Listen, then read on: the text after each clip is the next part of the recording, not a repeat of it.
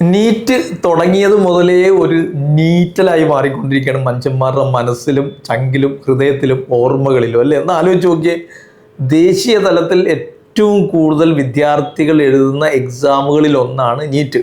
നമുക്കതിൻ്റെ പോസ്റ്റ്മോർട്ടം ഒന്നും ചെയ്യണ്ട, ഇനി എന്ത് ചെയ്യും എന്നുള്ളത് മാത്രം എന്ത് ചെയ്താൽ മതി, ആലോചിച്ചാൽ മതി.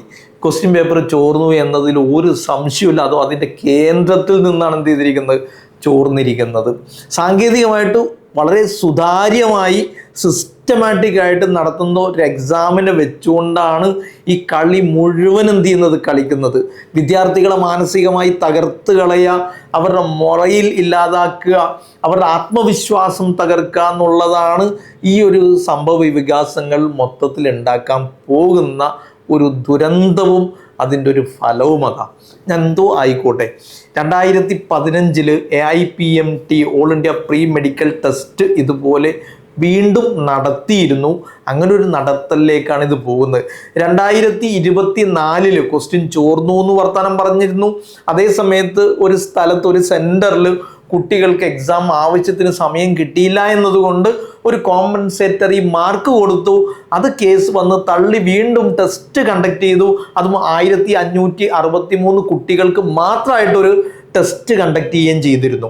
എന്തോ ആയിക്കോട്ടെ, വളരെ ദുരന്തമാണ് ഇങ്ങനത്തെ സംഭവങ്ങൾ. ഞാൻ പറയുന്നത് വീണ്ടും അതിൻ്റെ പോസ്റ്റ്മോർട്ടത്തിലേക്ക് പോകുന്നതിൽ ഒരു കാര്യം എന്തുകൊണ്ട് സംഭവിച്ചു, എന്താണിത്, ആരെ കുറ്റം പറയണം, എന്ത് പറയണം എന്നറിയാതെ കുട്ടികളാകെ വിഷണ്ണരായിട്ട് നിൽക്കുന്ന ഒരു അവസ്ഥയാണ്. 2 ദിവസം നല്ല വൃത്തിയായിട്ടൊന്ന് ഉറങ്ങുക, ഒരു സിനിമയൊക്കെ കാണുക, നല്ലോണം ഫുഡ് കഴിക്കുക, തന്നെ ഒന്ന് വിശ്രമിക്കുക. എന്നിട്ട് 3ാമത്തെ ദിവസം മുതൽ ഉയർത്തെഴുന്നേറ്റ് പരീക്ഷയ്ക്ക് വേണ്ടി പ്രിപ്പയർ ചെയ്യണം. മിക്കവാറും 45 ദിവസം മുതൽ 60 ദിവസം വരെയുള്ള ടൈമായിരിക്കും നമുക്ക് പുതിയ എക്സാമിനേഷന് വേണ്ടി കിട്ടുക. സുപ്രീം കോടതിയിൽ കേസുകൾ പോയേക്കാം. നല്ല മാർക്ക് കിട്ടിയ കുട്ടികളോ അല്ലെങ്കിൽ മുൻപന്തിയിൽ നിൽക്കുന്ന ആളുകളോ, കട്ട് ഓഫ് 650 മേലെ വരുന്ന കുട്ടികളെല്ലാം ഒരുപക്ഷെ വരുമെന്ന് പ്രതീക്ഷിക്കുന്ന കുട്ടികളെല്ലാം ഒരുപക്ഷെ കോടതിയിൽ പോയേക്കാം. പക്ഷേ NTAയുടെ തെളിവുകൾ വെച്ചുകൊണ്ട്, CBIൻ്റെ അന്വേഷണങ്ങൾ വെച്ചുകൊണ്ട് സുപ്രീം കോടതി NTAയുടെ തീരുമാനത്തിൻ്റെ കൂടെ നിൽക്കാനാണ് സാധ്യത എന്നാണ് ഞാൻ മനസ്സിലാക്കുന്നത്. അത് മാത്രമല്ല, ഒരുവിധം എല്ലാവരും മാനസികമായിട്ട് അത് മാറ്റണമെന്ന് തന്നെയാണ് നിഷ്പക്ഷരായ ഇതിനെക്കുറിച്ച് ചിന്തിക്കുന്ന ആളുകൾ ആലോചിക്കുകയും സജസ്റ്റ് ചെയ്യുകയും ചെയ്യുന്നത്. പക്ഷേ വിദ്യാർത്ഥികളെ സംബന്ധിച്ചിടത്തോളം ഒരു കടമ്പ മുഴുവൻ, ഒരു കൊല്ലം മുഴുവൻ, ചില വിദ്യാർത്ഥികൾ 2, 3, 4 കൊല്ലം മെനക്കെട്ടിട്ടാണ് എന്ത് ചെയ്യുന്നത്, ഈ ഒരു ടെസ്റ്റ് എഴുതി ഇങ്ങ് വരുന്നത്.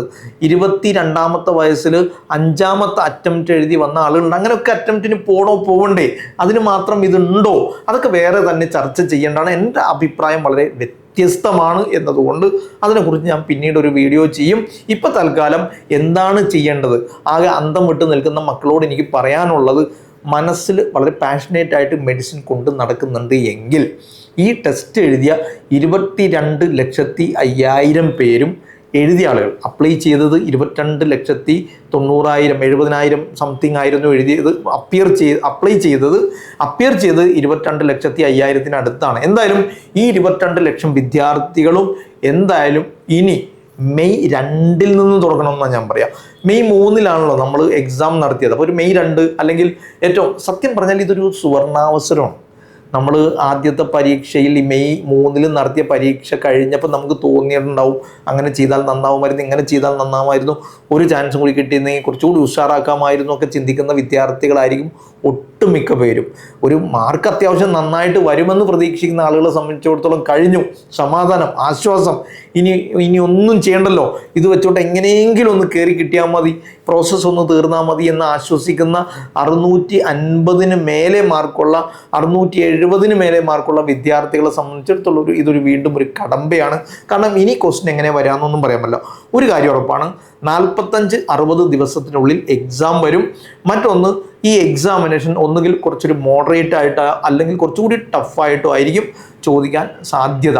പൊതുവെ കഴിഞ്ഞ എക്സാമുകൾ ക്യാൻസൽ ചെയ്തപ്പോഴെല്ലാം 2024 റീടെസ്റ്റ് ചെയ്ത 1563 കുട്ടികളുടെ ടെസ്റ്റും കുറച്ചുകൂടി റിലേറ്റീവ്ലി ടഫായിരുന്നു.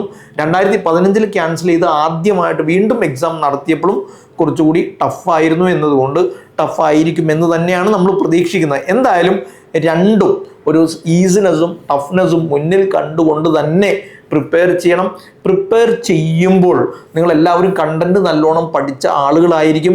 ഇതുവരെ 11th and 12th NCERTയും മറ്റ് മെറ്റീരിയൽസും വെച്ചുകൊണ്ട് കണ്ടന്റ് വളരെ തറവായിട്ട് വായിച്ച് പഠിച്ച് മനസ്സിലാക്കി കണക്ട് ചെയ്ത് അസോസിയേറ്റ് ചെയ്ത് പഠിച്ച ആളുകളായിരിക്കുമെന്ന് വിശ്വസിക്കുന്നു.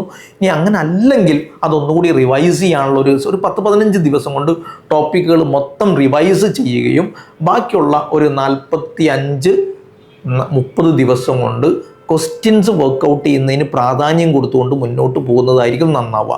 മൊത്തത്തിൽ പൊതുവേ നമ്മൾ ഈ ടെസ്റ്റ് മെയ് 3 കഴിഞ്ഞതിന് ശേഷം നമ്മുടെ മനസ്സിലുണ്ടായിരുന്ന എന്താ, ഒന്നുകൂടി ക്വസ്റ്റ്യൻസ് മര്യാദക്ക് റിവൈസ് ചെയ്തിരുന്നെങ്കിൽ, റിവ്യൂ ചെയ്തിരുന്നെങ്കിൽ, വർക്കൗട്ട് ചെയ്തിരുന്നെങ്കിൽ കുറച്ചുകൂടി നന്നാവുമായിരുന്നു എന്ന് തോന്നുന്ന ആളുകളുണ്ടാവുമല്ലോ. അവർക്കൊക്കെ ഒരു സുവർണാവസരമാണ്. അത്യാവശ്യം നല്ല റാങ്കിൽ വരും എന്ന് പ്രതീക്ഷിച്ചിരുന്ന 650 മാർക്കിന് മേലെ വരുമെന്ന് പ്രതീക്ഷിച്ചിരുന്ന ആളുകൾ അവർ തീർച്ചയായിട്ടും കുറച്ചുകൂടി ഊർജ്ജസ്വലമായിട്ട് നന്നായിട്ട് ഒന്ന് പ്രിപ്പയർ ചെയ്താൽ 650 കിട്ടുമായിരുന്നു എന്നിടത്ത് 660-ലേക്കോ 675-ലേക്കോ 700 കിട്ടുമെന്ന് പ്രതീക്ഷിച്ച ആളുകൾ 710-ലേക്കോ ടാർഗറ്റ് വെച്ചുകൊണ്ട് ഒന്നുകൂടി ഇൻറ്റൻസീവായിട്ട് പ്രിപ്പയർ ചെയ്യണം. പരീക്ഷ ക്യാൻസൽ ചെയ്തു എന്ന യാഥാർത്ഥ്യത്തെ അംഗീകരിക്കുക. അതോടൊപ്പം പരീക്ഷ വീണ്ടും എഴുതേണ്ടി വരും എന്ന യാഥാർത്ഥ്യത്തെ മനസ്സിലാക്കുക, ഉൾക്കൊള്ളുക. പരീക്ഷയ്ക്ക് വേണ്ടി പൂർണ്ണമായിട്ടും പ്രിപ്പയർ ചെയ്യുക എന്നത് മാത്രമേ ഇതിൽ സൊല്യൂഷനുള്ളൂ. കോടതി പോകുന്നുണ്ടോ, സുപ്രീം കോടതി പോവോ, തള്ളിക്കളയോ, ഇടപെടോ, ഇതൊന്നും നിങ്ങൾ ചിന്തിക്കേണ്ടതില്ല. അതിനെക്കുറിച്ചൊന്നും ബോധർ ചെയ്യേണ്ടതില്ല. യാഥാർത്ഥ്യം എക്സാം നടത്തുമെന്നത് തന്നെയാണ് എന്ന് മനസ്സിലാക്കി ഉൾക്കൊണ്ടുകൊണ്ട് എക്സാമിനേഷന് വേണ്ടി പൂർണ്ണ തോതിൽ പ്രിപ്പയർ ചെയ്യാൻ റെഡിയാവുക. കാര്യമായിട്ട് ചിന്തിച്ച് കഴിഞ്ഞാൽ മനസ്സിലാവുന്ന ഒരു കാര്യം എന്താ, നിങ്ങൾക്കൊരു അവസരം കൂടി കിട്ടുന്നു.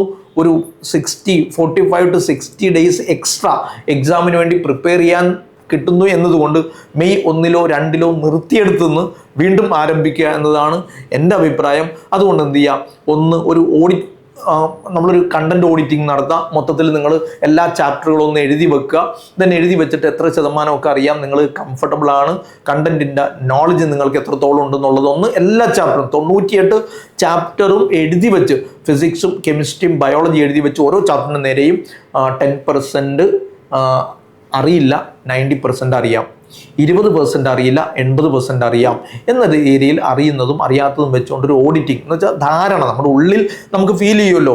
ഇത്രയൊക്കെ ഒരു ഉദാഹരണത്തിന് കെമിക്കൽ കൈനറ്റിക്സ് എടുത്തു കഴിഞ്ഞാൽ കെമിക്കൽ കൈനറ്റിക്സിൽ എനിക്ക് ഒരു 10-20% അറിയാം, 80% ഒന്നുകൂടി റിവൈസ് ചെയ്യേണ്ടതെന്ന് എന്ന് തോന്നുന്നിടത്ത് ഒരു 50% മേലെ റിവൈസ്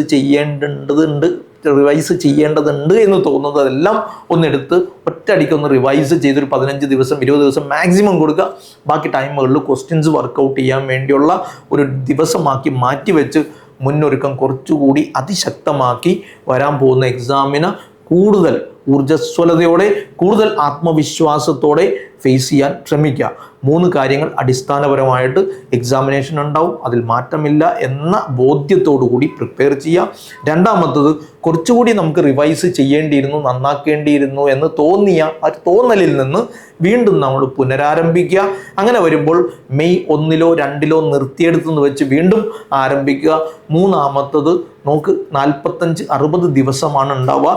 മാക്സിമം 60 ദിവസവും മിനിമം 45 ദിവസവും എന്ന തോതിൽ കണ്ടിട്ട് ഒരു 45-60 ദിവസത്തിൻ്റെ ഒരു സ്റ്റഡി പ്ലാൻ ഉണ്ടാക്കുക. എൻ്റെ അഭിപ്രായത്തിൽ ഒരു 45 ദിവസത്തെ സ്റ്റഡി പ്ലാൻ ആയിരിക്കും നന്നാവുക.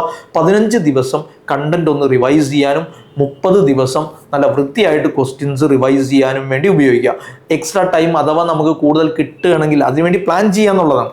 എക്സ്ട്രാ ടൈം കൂടുതൽ വരണം, അടുത്ത് തന്നെ പ്രഖ്യാപിച്ച് കഴിഞ്ഞാൽ പിന്നെ ആ ടൈം വെച്ചുകൊണ്ട് നമുക്കൊരു പ്ലാൻ റീസ്കെഡ്യൂൾ ചെയ്യാം, മൊത്തത്തിൽ ഒന്ന് റീസ്ട്രക്ചർ ചെയ്യാം എന്നതുകൊണ്ട് ഇപ്പം നിങ്ങൾ 45 ദിവസത്തെ ഒരു പ്ലാൻ വെച്ചുകൊണ്ട് വർക്കൗട്ട് ചെയ്യുക. ഇങ്ങനൊരു പ്ലാൻ ഉണ്ടാക്കി മുന്നോട്ട് പോവുക.